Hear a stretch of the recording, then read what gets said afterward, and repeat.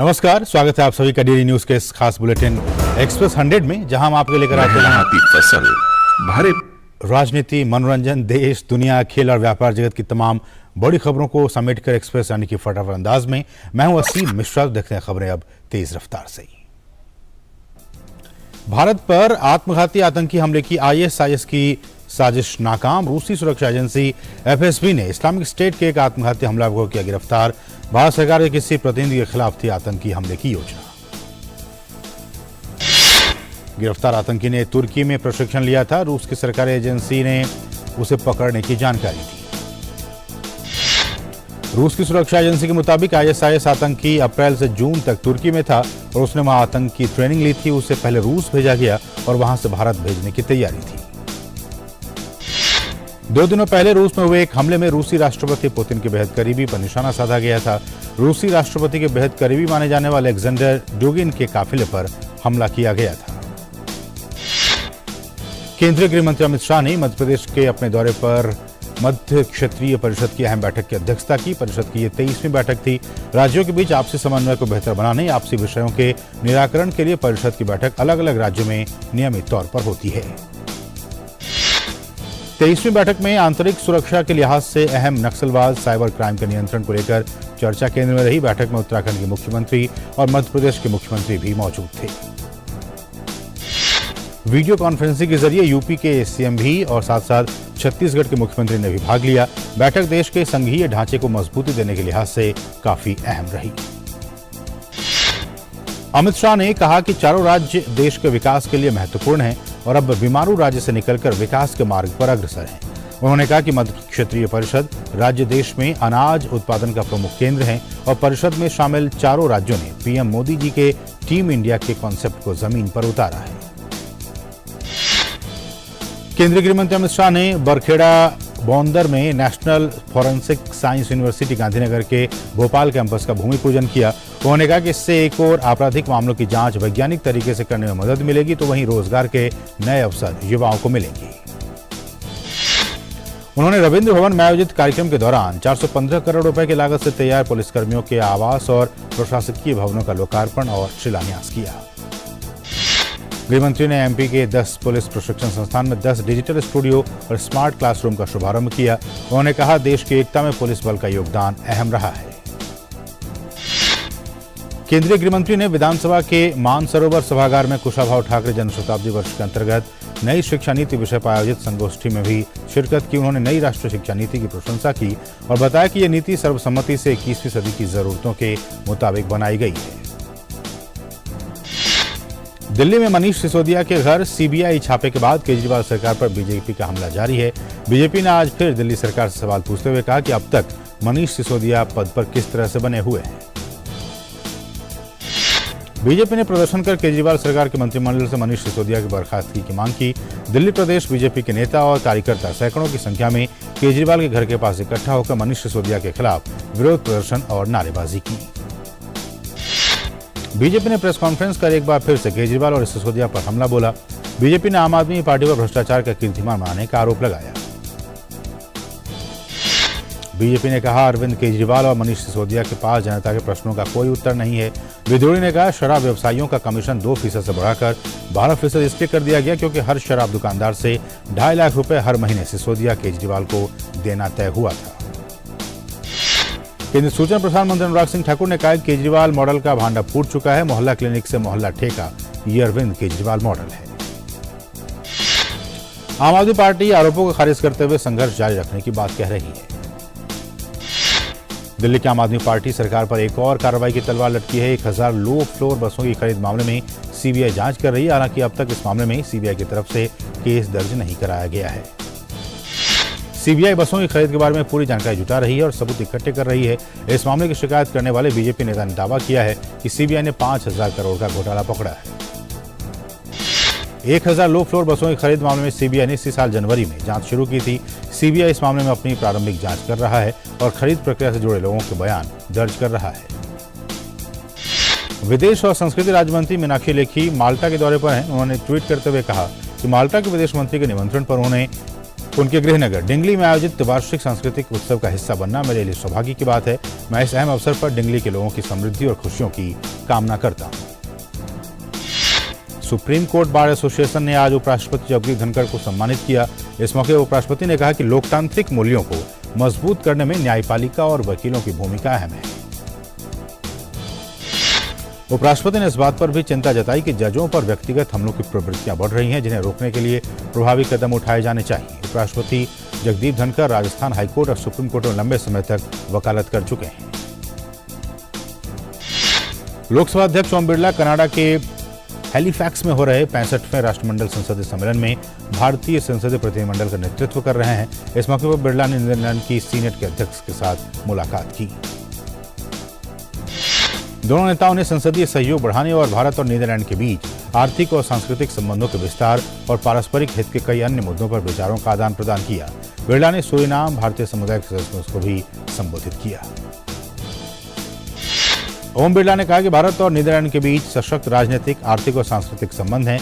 इससे पहले Birla the Hague स्थित सेवाधाम हिंदू केंद्र गए और पूजा अर्चना की। उन्होंने श्रद्धा के प्रतीक के रूप में सेवाधाम हिंदू केंद्र में मंदिर को एक गणेश प्रतिमा भी भेंट की। आंध्र प्रदेश के मुख्यमंत्री वाईएस जगनमोहन रेड्डी ने नई दिल्ली में प्रधानमंत्री नरेंद्र मोदी के साथ मुलाकात की। इस दौरान उन्होंने पीएम को राज्य की ताजा स्थिति से अवगत कराया। आंध्र प्रदेश के मुख्यमंत्री ने राष्ट्रपति भवन में राष्ट्रपति द्रौपदी मुर्मू के साथ भी मुलाकात की। असम के सीएम हेमंत बिस्वा शर्मा ने राज्य में 2 संदिग्ध आतंकवादियों को गिरफ्तार किए जाने के विषय में जानकारी दी। उन्होंने बताया कि असम पुलिस के हाथ बड़ी कामयाबी लगी है। शिवसेना सांसद संजय राउत की मुश्किलें कम होती नजर नहीं आ रही हैं। मुंबई की विशेष पीएमएलए अदालत ने आज पात्रा चौल भूमि घोटाला मामले में संजय राउत की न्यायिक हिरासत 5 सितंबर तक बढ़ा दी है। पश्चिम बंगाल में टीएमसी नेता अनुव्रत मंडल को पूछताछ के लिए कोलकाता के निजाम पैलेस में सीबीआई कार्यालय लाया गया। सुप्रीम कोर्ट ने कथित 2018 बलात्कार मामले में भाजपा नेता शाहनवाज हुसैन के खिलाफ दर्ज आपराधिक शिकायत के संबंध में मुकदमे की सुनवाई से पहले आगे कार्यवाही पर रोक लगा दी है। सुप्रीम कोर्ट ने मामले में हुसैन के खिलाफ एफआईआर दर्ज करने के दिल्ली हाईकोर्ट के हाल ही में लिए गए आदेश पर भी रोक लगा दी है। मुंबई की एक विशेष अदालत ने सांसद नवनीत राणा और उनके पति विधायक रवि राणा की जमानत खारिज करने की मुंबई पुलिस की याचिका खारिज कर दी। दरअसल 23 अप्रैल को उन्होंने तत्कालीन मुख्यमंत्री उद्धव ठाकरे के घर के बाहर हनुमान चालीसा का पाठ करने का ऐलान करने पर गिरफ्तार किया गया था। हालांकि बाद में 4 मई को नवनीत राणा और उनके पति को कुछ शर्तों के साथ जमानत दे दी गई थी। जमानत की शर्तों में यह भी था कि ये मीडिया से इस विषय पर बात नहीं करेंगी। जमानत मिलने के बाद इन दोनों की कुछ तस्वीरें और बयान मीडिया में आए थे। गुजरात दंगों के मामले में राज्य के तत्कालीन मुख्यमंत्री नरेंद्र मोदी को फंसाने के लिए दस्तावेजों में हेराफेरी का आरोप झेल रही तीस्ता से तलवाड़ की जमानत अर्जी पर सुप्रीम कोर्ट ने गुजरात सरकार को नोटिस जारी किया। अगली सुनवाई गुरुवार को होगी। तीस्ता को 26 जून को गुजरात एटीएस ने गिरफ्तार किया था। यूपी के सहारनपुर में भीषण सड़क हादसे में 2 महिलाओं समेत 4 लोगों की मौत हो गई, जबकि 2 लोग अस्पताल में भर्ती हैं। गाड़ी में कुल 7 लोग सवार थे। हादसा रात करीब 9 बजे कोतवाली बेहट क्षेत्र में गंदेबड़ के पास हुआ। मिर्जापुर गांव निवासी और उसके परिवार के लोग मारुति वैन में सहारनपुर गए थे। मीरगढ़ गांव से आगे गंदेबड़ के पास सामने से आ रहे ट्रक ने मारुति वैन में टक्कर मार दी। एमपी के कई इलाकों में बारिश के कारण जनजीवन प्रभावित है। जबलपुर शहर में भी बारिश के कारण हाल बेहाल है। इलाके में लगातार बारिश के कारण कई जगहों पर ओवरफ्लो हो गया और तालाब का पानी सड़कों पर बहने लगा। वहीं भोपाल प्रशासन ने आज स्कूलों में छुट्टी का ऐलान किया। इसके अलावा जबलपुर, उमरिया, मंडला और डिंडौरी में भी आज स्कूलों में छुट्टी का ऐलान किया गया था। इस बीच भोपाल, उज्जैन, जबलपुर, रतलाम, नीमच और मंदसौर समेत 39 जिलों में बारिश को लेकर रेड अलर्ट जारी किया गया। इंदौर, ग्वालियर, धार और खरगोन समेत 12 जिलों में मध्यम बारिश होगी। हिमाचल प्रदेश में आज लोगों को राहत मिली जब जारी बारिश का सिलसिला थम गया। प्रदेश में भारी बारिश के कारण बहुत ज्यादा नुकसान हुआ है। हिमाचल प्रदेश के कई इलाके कांगड़ा, कुल्लू, मंडी, शिमला, सोलन, सिरमौर, ऊना, हमीरपुर और बिलासपुर जिले में बारिश के कारण आम जनजीवन प्रभावित है। हिमाचल राज्य आपदा प्रबंधन विभाग के मुताबिक भारी बारिश के कारण सबसे ज्यादा नुकसान मंडी, कांगड़ा और चंबा जिले में हुआ है। राज्य में पिछले 24 घंटे के दौरान मौसम संबंधी 36 घटनाएं दर्ज की गई हैं। वहीं नूरपुर के बरियारा गांव में गत रात्रि भारी बारिश के चलते जमीन धंसने से 8 परिवारों के 7 मकान क्षतिग्रस्त हो गए।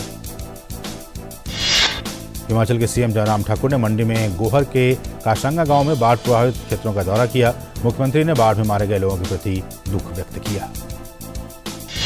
ओडिशा में भी भारी बारिश के कारण कई जगहों पर बाढ़ की स्थिति बनी हुई है। राज्य की कई नदियां खतरे के निशान से ऊपर बह रही हैं। सुवर्णरेखा, धोबलगंगा, बैतरणी और सालंदी में बढ़ते जलस्तर की निगरानी की जा रही है।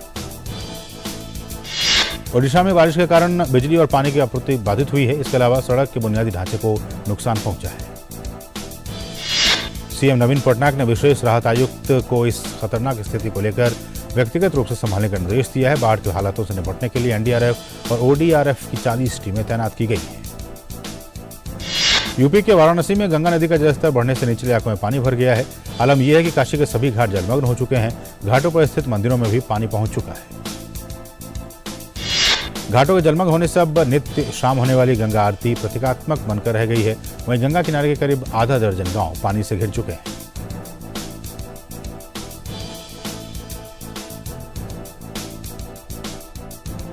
और यहाँ रुकेंगे छोटे से ब्रेक के लिए। आप देखते रहिए डीडी न्यूज।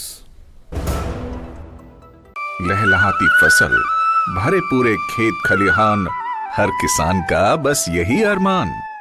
लेकिन प्रकृति पर किसका जोर? कभी बारिश, कभी बिजली, कभी ओला, कभी सूखा, तो कभी कीट पतंग का प्रकोप कर दे नुकसान कमर तोड़। भैया खेती में तो जोखम रहता ही है, अब क्या करें? अब प्रकृति का कोनो उपाय है का? प्रकृति का तो नहीं, मगर नुकसान का उपाय है। अच्छा? हाँ, AIC से फसल बीमा। फसल बीमा? मतलब मामूली सा प्रीमियम दो और बड़ी चिंता से मुक्ति पाओ। अरे वाह! AIC से अपनी जरूरत अनुसार कोई फसल बीमा चुने, जैसे प्रधानमंत्री फसल बीमा योजना। बुआई से लेके कटाई तक प्राकृतिक आपदा से सुरक्षित रहे किसान। भरपाई हो पूरी अगर फसल का हो नुकसान। जब AIC का है साथ तो ना डर ना फिक्र की बात। Agriculture insurance company of India limited. AIC।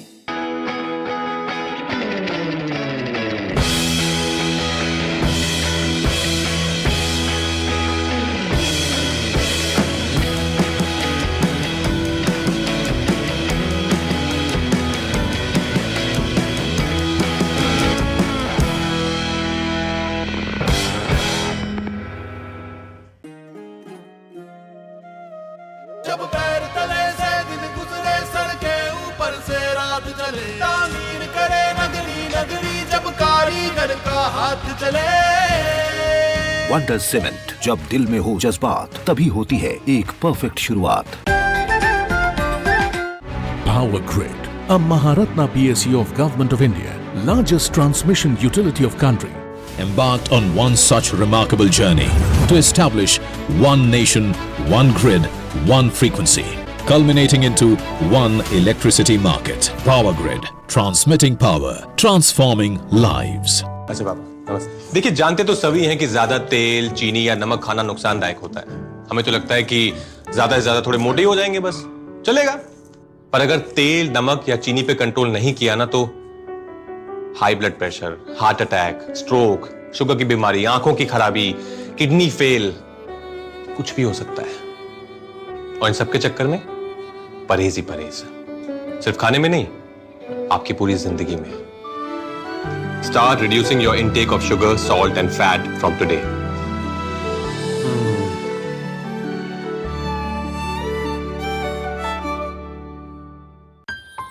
जिन आँखों के सपने सुरक्षित हो वो चेहरे मुस्कुराते ही हैं, क्योंकि इनको है एक अच्छे भविष्य का भरोसा। और इन जैसे 4 करोड़ लोगों को अच्छे भविष्य का भरोसा दिया है भारत सरकार द्वारा शुरू की गई अटल पेंशन योजना ने। आप भी इनकी तरह अटल पेंशन योजना में पंजीकरण कराएं और 3 लाभ के साथ 60 वर्ष की आयु के बाद आजीवन गारंटीकृत न्यूनतम पेंशन पाने के हकदार बने। अटल पेंशन योजना के तहत पंजीकरण के लिए अपनी बैंक शाखा या डाकघर से संपर्क करें।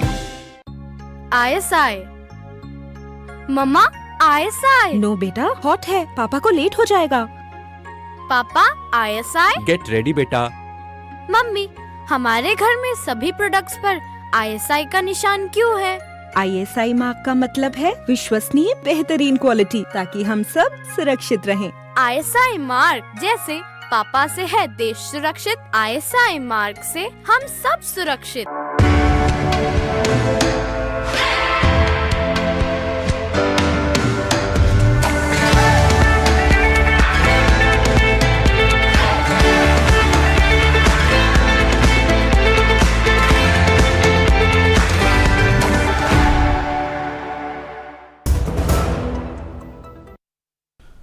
और अब कुछ दूसरी अहम खबरें फटाफट अंदाज में। राजस्थान में भी बारिश का दौर जारी है। कोटा, बूंदी, जयपुर सहित विभिन्न जिलों में जमकर बारिश हो रही है। कोटा और बूंदी में भारी बारिश के चलते जलभराव की स्थिति बन गई है। कोटा जिले में बढ़ते पानी को देखते हुए बांधों के गेट खोल दिए गए हैं। देश के विभिन्न राज्यों में भारी बारिश के कारण से निपटने के लिए राहत और बचाव कार्य जारी है। साथ ही बरसात के बाद के हालातों से निपटने के लिए राज्य सरकार युद्ध स्तर पर काम कर रही है। केरल के कोच्चि शहर के कई हिस्सों में भी भारी बारिश हुई है। यहां तक कि एर्नाकुलम जिले में येलो अलर्ट जारी किया गया। चेन्नई के भी कई इलाकों में बारिश के कारण जल जमाव के हालात देखे गए हैं। सोमवार को केंद्र सरकार और CDRI के बीच समझौते पर हस्ताक्षर हुए। कार्यक्रम को संबोधित करते हुए प्रधान सचिव डॉक्टर PK मिश्रा ने कहा कि ये CDRI के लिए एक महत्वपूर्ण क्षण है, जिसे एक स्वतंत्र अंतर्राष्ट्रीय संगठन के रूप में मान्यता दी गई है। CDRI के महानिदेशक अमित प्रोती ने समझौते को मील का पत्थर करार दिया, जो सदस्य देशों के साथ मिलकर काम करने में सक्षम बनाएगा। इसके तहत जलवायु परिवर्तन से उत्पन्न अनूठी और दबाव वाली चुनौतियों का समाधान किया जा सकेगा। केंद्र सरकार और CDRI कार्यकारी समिति के अध्यक्ष ने कहा कि CDRI जलवायु परिवर्तन और बुनियादी ढांचे के लिए जोखिम आपदा पर विशेष ध्यान देने के साथ मानवता के सामने आने वाली वर्तमान और भविष्य की चुनौती से निपटने के लिए सरकारों और विविध हितधारकों के साथ मिलकर काम करेगा। टीकाकरण कवरेज आज सुबह 7 बजे तक के अंतिम रिपोर्ट के मुताबिक 210 करोड़ से अधिक हो गया है। एक्टिव केसेस की संख्या वर्तमान में 97,648 है। सक्रिय मामले अब देश के कुल सकारात्मक मामलों का 0.22% है। रिकवरी रेट 98.59% है। पिछले 24 घंटों में 11,726 मरीज ठीक हुए हैं। साथ ही पिछले 24 घंटों में 9,531 नए मामले भी सामने आए हैं। वित्त मंत्री निर्मला सीतारमण नागालैंड के दौरे पर हैं। केंद्रीय वित्त मंत्री नागालैंड बैप्टिस्ट कन्वेंशन सेंटर में NBCC corporate social responsibility and investment conclave का उद्घाटन किया। एशियाई विकास बैंक और केंद्र सरकार ने आज हिमाचल प्रदेश राज्य में सुरक्षित पेयजल प्रदान करने और जल आपूर्ति और स्वच्छता सेवाओं में सुधार के लिए $96.3 मिलियन के ऋण समझौते पर हस्ताक्षर किए। ये जल जीवन मिशन के उद्देश्यों के अनुरूप है, जिसका उद्देश्य 2024 तक सभी ग्रामीण परिवारों को पाइप से पानी उपलब्ध कराना है। इसके तहत पानी की आपूर्ति के लिए बुनियादी ढांचे को विकसित किया जाएगा। शेयर बाजार में आज गिरावट देखी गई। सेंसेक्स 872 अंक गिरकर 58,773 अंक पर बंद हुआ। वहीं निफ्टी 267 अंक गिरकर 17,490 अंक पर बंद हुआ। सोने का भाव दिल्ली में आज 315 रुपए कम होकर 51,679 रुपए प्रति 10 ग्राम पर आ गया। वहीं चांदी 635 रुपए के नुकसान के साथ 55,416 रुपए प्रति किलोग्राम पर आ गई। भारतीय रिजर्व बैंक के वित्त वर्ष 2022-23 के लिए सोवरेन गोल्ड बॉन्ड योजना की दूसरी श्रेणी आज से शुरू हो गई है। इस योजना के तहत आगामी 5 दिनों तक गोल्ड बॉन्ड खरीदे जा सकते हैं। विजय शेखर शर्मा फिर से पेटीएम के CEO बन गए हैं। पेटीएम की सालाना आम बैठक में विजय शेखर शर्मा को फिर से CEO बनाने का फैसला लिया गया है। विदेशी निवेशकों ने भारतीय शेयर बाजार में जमकर निवेश किया है। विदेशी निवेशकों ने अगस्त महीने में अब तक 44,500 करोड़ रुपए का निवेश किया है।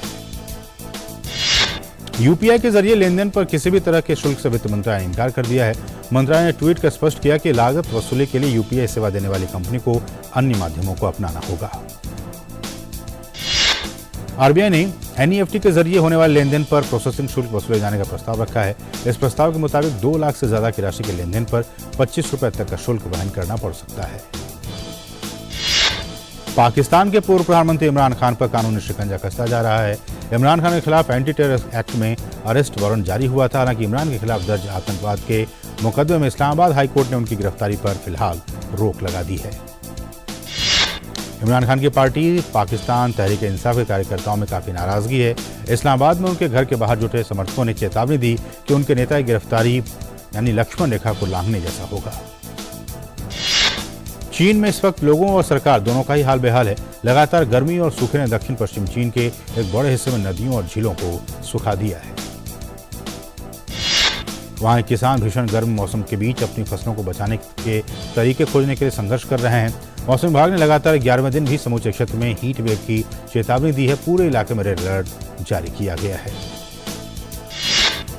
बिजली की कमी और आसमान से गिर रही भीषण गर्मी से फसल खराब हो रही है। इसकी वजह से देश में सूखे की आशंका व्यक्त की जाने लगी है। इसको देखते हुए ऑरेंज अलर्ट जारी किया जा चुका है, जो कि दूसरा सबसे अधिक लेवल है। भीषण गर्मी से पहले से ही चावल और मक्का जैसी कई फसलें खराब हो चुकी हैं। ऐसे में देश के सामने आने वाले दिनों में खाद्यान्न की भी किल्लत हो सकती है।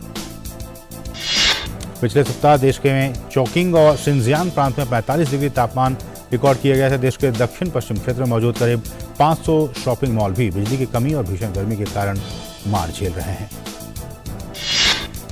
विश्व शक्तियों के साथ ईरान के परमाणु समझौते पर यूरोपीय संघ के ताजा प्रस्ताव पर ईरान की प्रतिक्रिया को संघ के विदेश नीति के प्रमुख जोसेफ बोरेल ने तर्कसंगत बताया है। बोरेल अमेरिकी ईरानी वार्ता के बाद तेहरान के साथ 2015 के परमाणु समझौते को आगे बढ़ाने पर यूरोपीय संघ के नवीनतम प्रस्ताव पर पिछले हफ्ते ईरान द्वारा भेजी गई एक प्रतिक्रिया का जिक्र कर रहे थे।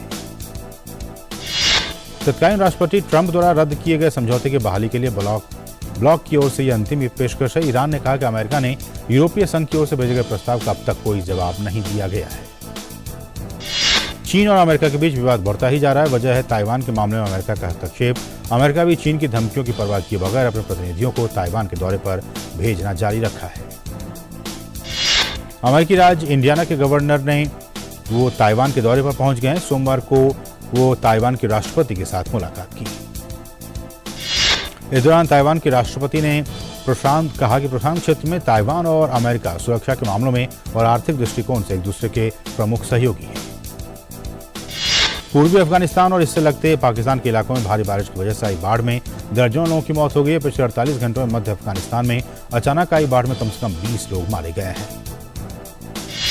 भारत ने जिम्बाब्वे को 13 रन से हराकर तीसरा वनडे मैच जीत लिया है। भारत ने 3-0 से जिम्बाब्वे को हराकर क्लीन स्वीप कर लिया है। फीफा द्वारा एआईएफएफ को निलंबित किए जाने के मामले में सुप्रीम कोर्ट में हुई सुनवाई के कोर्ट ने प्रशासकों की समिति को भंग कर दिया। सुप्रीम कोर्ट ने इस फैसले के बाद इस बात की उम्मीद की जा रही है कि जल्द ही फीफा एआईएफएफ पर लगा प्रतिबंध हटा देगा।